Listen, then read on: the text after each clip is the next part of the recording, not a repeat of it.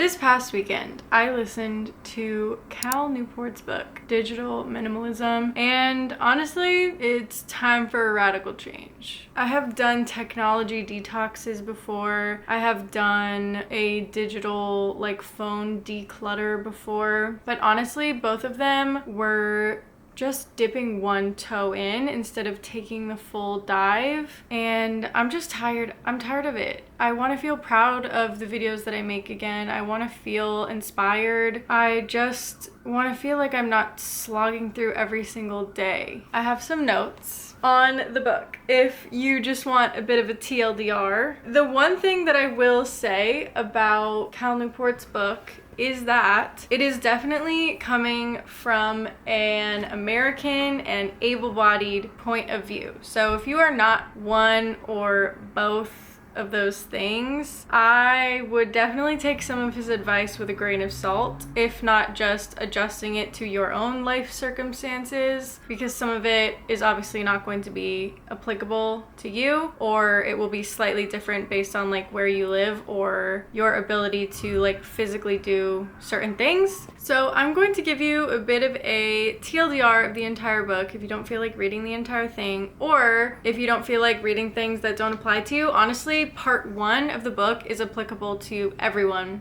in my opinion.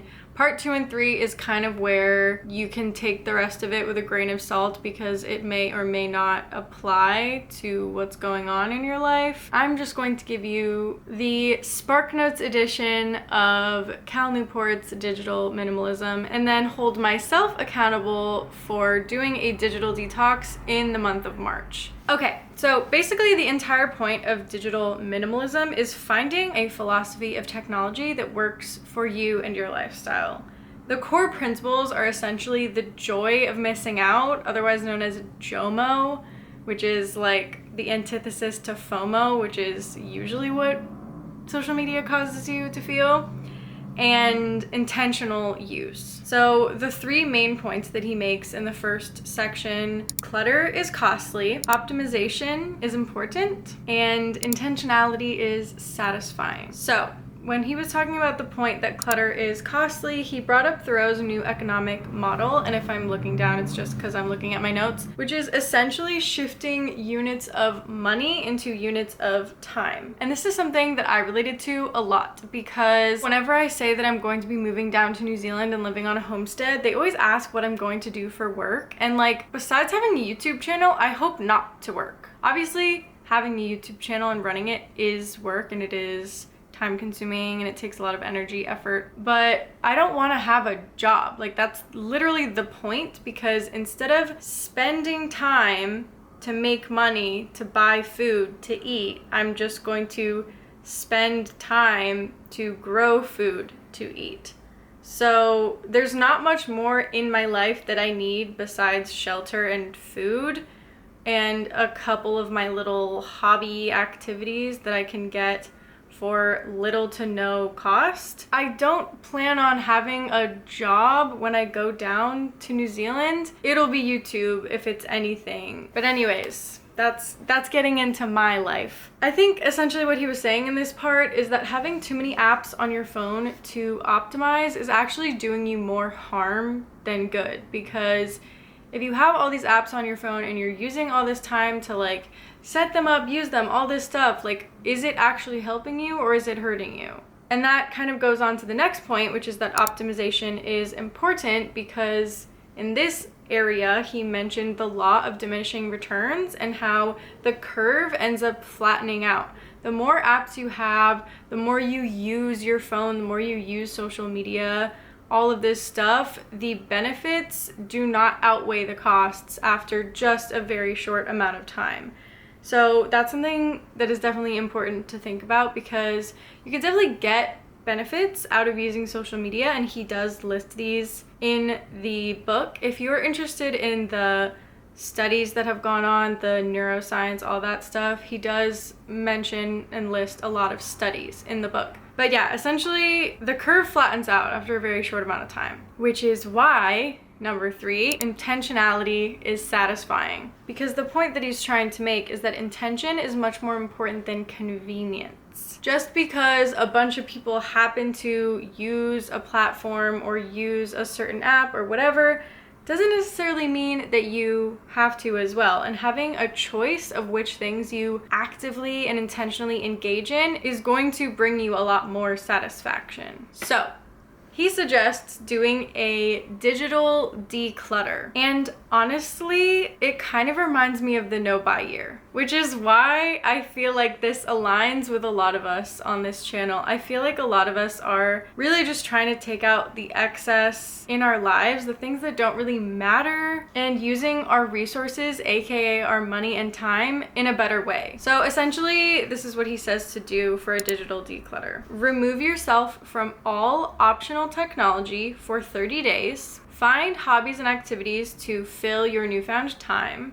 and then reintroduce each technology intentionally with very strict rules of how and when you can use them. Some extra notes on this, just for clarification. You should define your technology rules to make sure they're not too lax or too strict during these 30 days, or else you will likely get discouraged and quit. So this is kind of like the red, yellow, green light list for our no buy or low buy year. If you make things too strict, you will likely fall off the wagon, just because most of us have, as he mentions in the book, behavioral addictions towards shopping or checking our phones or scrolling or whatever. So making the rules strong but not completely impossible is definitely an important thing. He mentions that constraints or exceptions can make it a bit easier to swallow this 30-day period, and obviously each person needs to make these rules and exceptions for their own life circumstances. And then you need to write your rules down and have them somewhere where you can see them. Just like during the no buy or low buy year, it's important to have your rules very clearly somewhere that you can see them so that you can hold yourself accountable. He also mentions that having reflection time, journaling, and or having really fulfilling hobbies are the 3 things that are going to really truly help you succeed during this 30-day period. And then at the end, you essentially decide from scratch what apps you are going to allow back into your life, just like how a minimalist really only truly keeps things that are very functional or very meaningful to them. This is the same thing. You really only want to keep the apps that genuinely add benefit to your life and in a dose that is appropriate. Remember, we were talking about the law of diminishing returns and how the curve flattens after a certain amount of use. We want to be in the sweet spot of that curve where we are getting more benefit for less time. So if you want to add the app or technology back into your life, it must fit these 3 criteria. It must serve something that you deeply value. Offering some benefit is not enough. 2, it must be the best way to use technology to serve this purpose and this value. If it's not, replace it with something better. And then number 3 is to have a standard operating procedure detailing how and when you are allowed to use this technology. For example, if you're keeping a certain social app to stay in touch with family or friends long distance, then perhaps deciding that you can only check that app once a day or once a week on your computer might be a good way to limit the amount that you use the app while still getting the same benefit from it. Because he also mentions that if you use online forms of communication like texting or chatting or messaging as a form of staying in touch with someone that you know personally, it's a low quality form of communication, and it's better to use these digital forms of communication to create times to meet up with someone or call them or have a better like face-to-face interaction, even if it's just a call or a FaceTime or whatever. I'm not saying that there's no way that you can have no meaningful connection to people that you meet online or online friends or communities, because I personally have an online community that I find a lot of benefit from.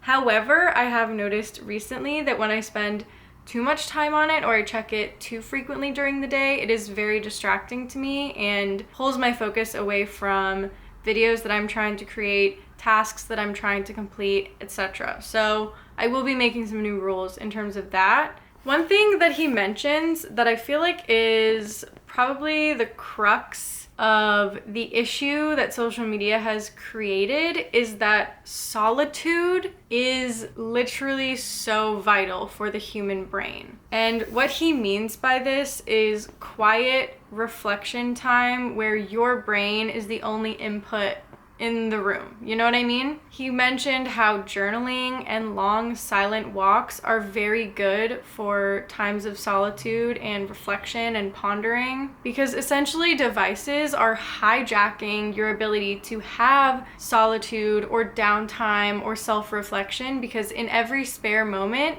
people are listening to something, watching something, checking their phone. They're not sitting with their own thoughts. And I understand that sometimes it is hard to do so.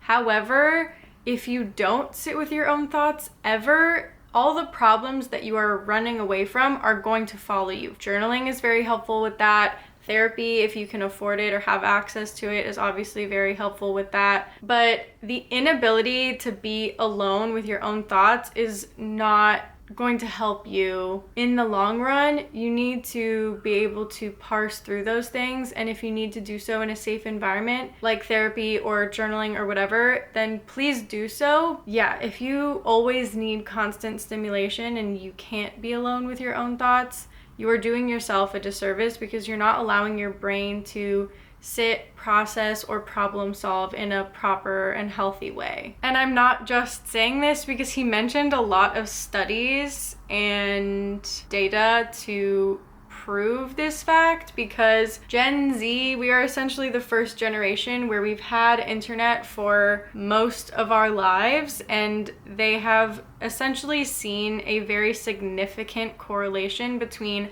higher levels of anxiety in Gen Z versus the other generations that have had the ability and time to sit and think and process their feelings and emotions. I feel like I'm a bit better at being able to do that and sit with my own thoughts and everything, because I've had the luxury of having access to therapy, but also my first phone was a flip phone. It wasn't an iPhone. Like, I didn't jump straight into that.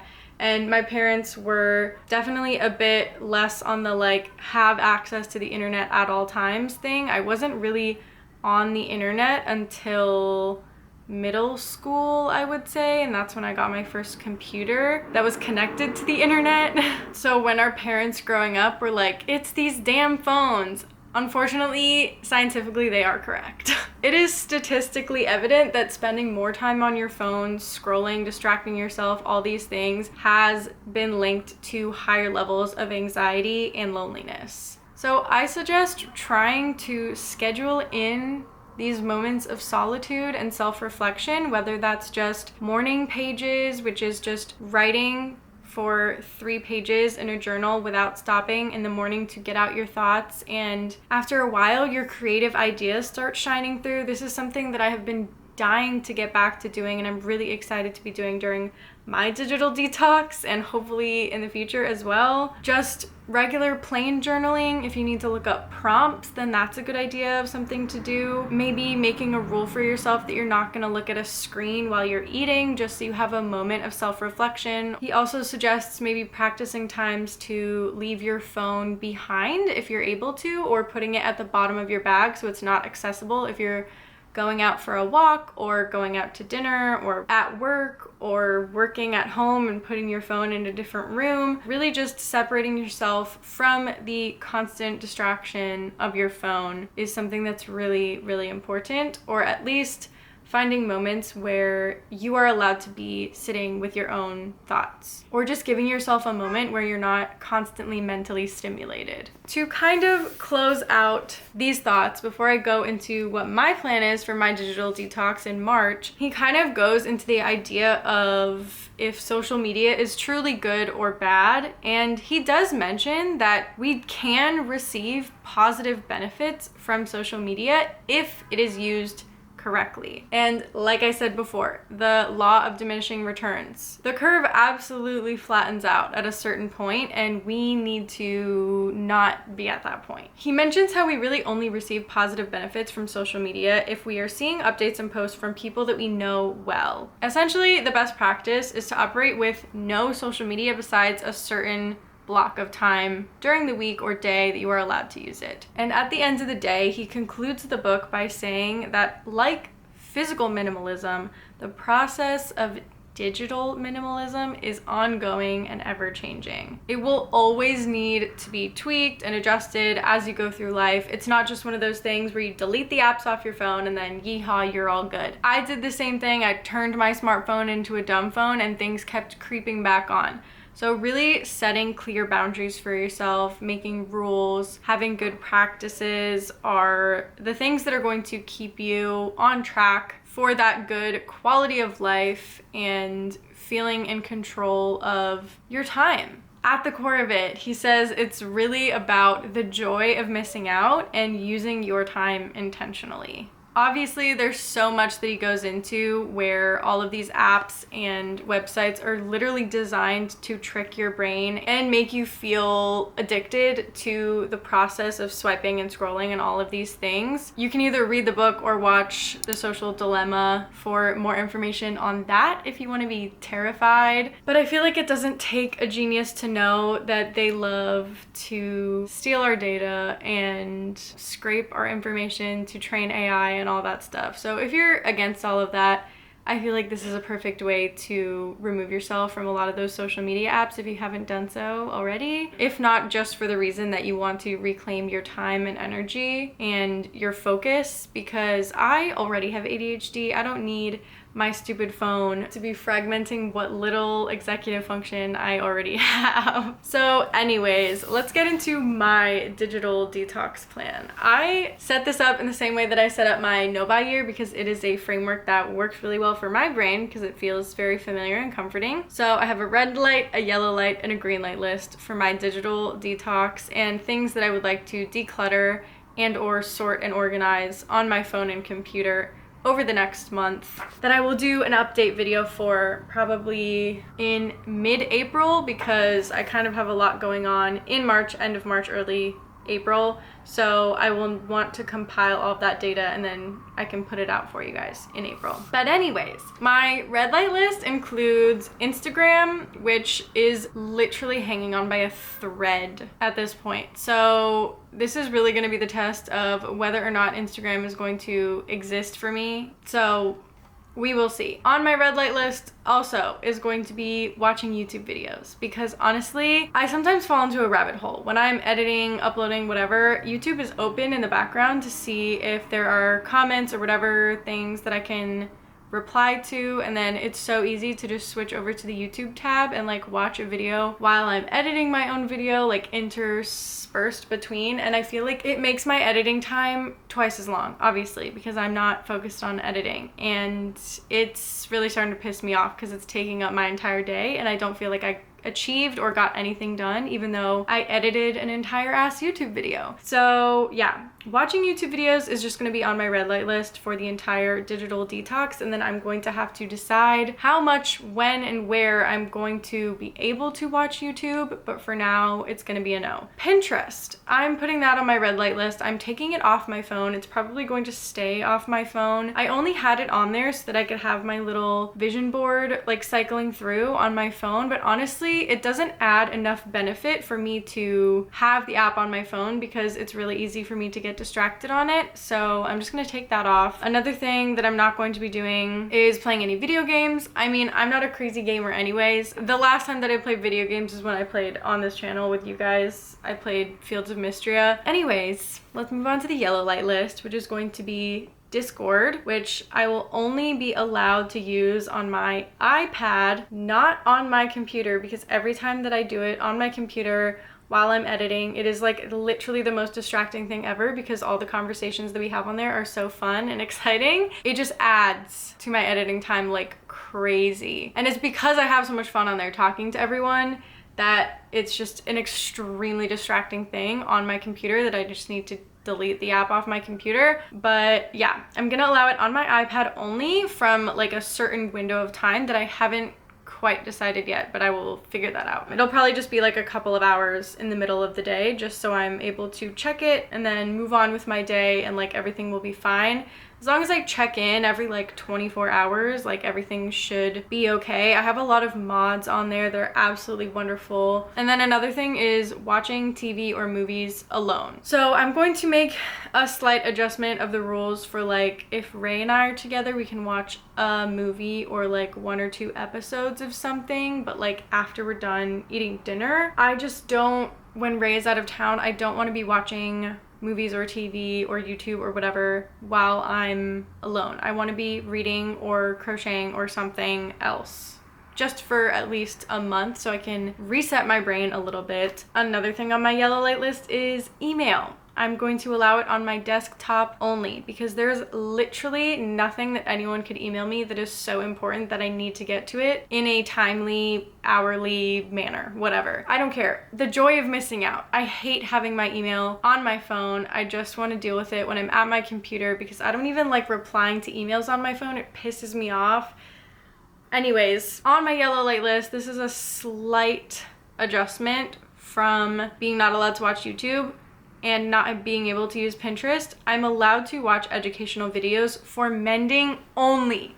So one of my goals for March, and something that I'm going to do a little video series or a video or 2 on throughout the next month or 2. I don't know how that's going to be sorted out. Again, I feel like I don't have the time or brain space to think or plan videos because I'm constantly overstimulated and fragmented with my time and energy. So this will hopefully give me some time to like sit down and think about things a little bit more and like plan out videos and script things. Anyways, I want to do a Mend It March. So really focusing on mending and repairing and dyeing and doing all those little extra projects and things that I've literally been holding on to for over a freaking year now. The amount of people that have commented on my videos, oh, like when's that video coming out? It's been so long because I feel like I don't have the energy, and I have the time, I have the ability. It's just I haven't been able to like big picture any of this stuff. So really just cutting out the excess will give me the ability to have a Mend It March so that I can fix the little tiny holes in these things, if I can dye clothes, whatever, all this stuff. I just want to get it out of the way because it's pissing me off, and I really want to do my wardrobe series. So getting this all together is really going to be super helpful. Another thing on my yellow light list is going to be Facebook, and that is only going to be used to declutter things on my Buy Nothing group. And honestly, I hate Facebook so much that the fact that I have to have one makes me want to throw up. However, I literally only use it for the Buy Nothing group. I hate scrolling on that app, so that's not a problem. I'm not going to be tempted to do anything on there. Just posting things. I don't have any desire to scroll on Facebook. Another yellow light thing is language learning apps or websites, and that's going to be allowed on my iPad or computer only. So I'm really sorry to all of you that are on the Discord group and you're my friend on Duolingo. My streaks are gonna die. I hate having the streaks. It stresses me out. It's so annoying. Like the notifications and everything. It's just like, I don't want to be on my phone more. Green light, YouTube Studio. That's allowed on my iPad or computer whenever I need it because it's literally just responding to comments, and there's only so much that I can do on YouTube Studio. Libby and Storygraph are gonna stay on my phone because that's how I read, and there's only so much you can do on those apps either. Messaging apps. I'm allowed to use text message, but my do not disturb will be on all the time, so the only time that I will see my texts is when I'm actively checking my phone. If something is actually pressing, they can call me. Editing software and things to make my YouTube videos obviously is also green light because again, there's really only so much time I can spend on those apps if I'm using them correctly, which I will be because the other distractions will be gone. And Notion I'm allowing on my green light list because that's where I keep all of my video ideas organized. And honestly, as much as you could like write it in a notebook or whatever if you get an idea, I have tried that before. I have this notebook, it's my little everything journal, and the only thing that's frustrating about this is that sometimes when I write a bunch of things down over a bunch of different pages, there are chances that I will forget to put something into my Notion, and then that idea is kind of just lost to the wind forever. And then I feel more disorganized because it's all scattered everywhere. So just keeping it all in one place is actually the best way for me to keep all my ideas together. And then in terms of decluttering on my phone, I really want to go through all of my photos and screenshots so that I can either delete or sort them, because I have a lot of screenshots of like recipes and other kinds of things where I can put that information either into my Notion, into like a recipe book or whatever. Like I need to just sort and organize all the things that are in my photos, because I have gotten the dreaded notification